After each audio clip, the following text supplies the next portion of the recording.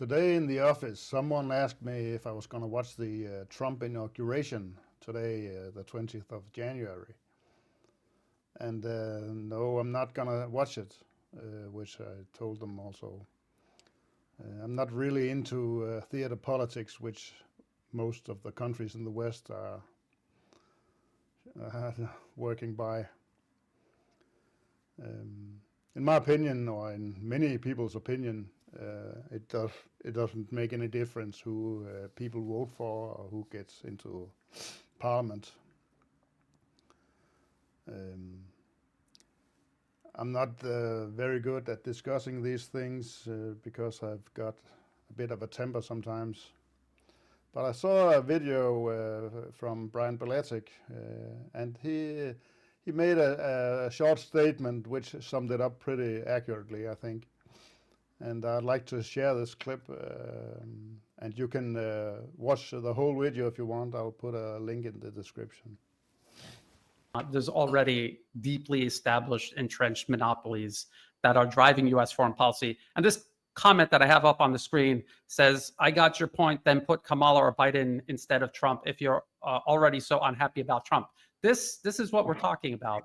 This demonstrates a complete lack of understanding of what is actually going on. It literally does not matter at all who is in office, whether it was Biden, who doesn't even know where he is, Kamala, who doesn't even have the benefit of being senile to explain why she doesn't understand what's going on or where she is, or Trump, who just openly says we're going to pillage the planet.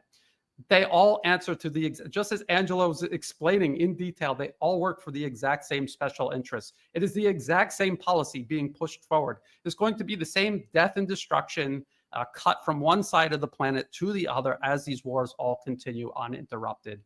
I don't understand why at this point, maybe that person is very young and they don't remember Bush and then Obama swearing he's going to end all the wars and then continuing them and starting new wars, and then Trump saying, I'm going to end all the wars and then continuing all the wars and try to start new wars, and then Biden coming in, setting the stage for Trump to now go after China, Iran, Venezuela.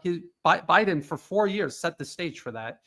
They pretend like they're different. This is a strategy of tension. It's meant to divide people, create fear and anger, and have them invested in this process so that they don't all find common ground, get together and say, the whole system is the problem. We need to get rid of the whole system, not keep voting one tent pole after the other. Both of them are holding this corrupt, rotting tent that's blocking out the sun for all of us. People gotta wake up to that. And I get frustrated because it's friends and family who you know these are people who are very smart, but they like you say, Angela, it's wishful thinking.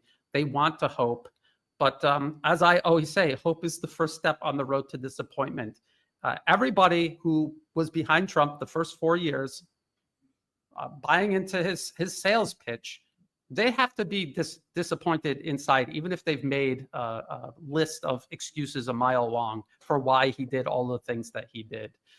But they have to be disappointed. That's where hope gets you. Be objective, be realistic, follow the truth wherever it takes you, no matter how uncomfortable it makes you. I think this is very important for people to understand about Western style. Like Angela, you just explained it at the beginning that it's about sovereignty and self-determination. There's nothing, Western style democracy has nothing to do with any of this. It's a system of control.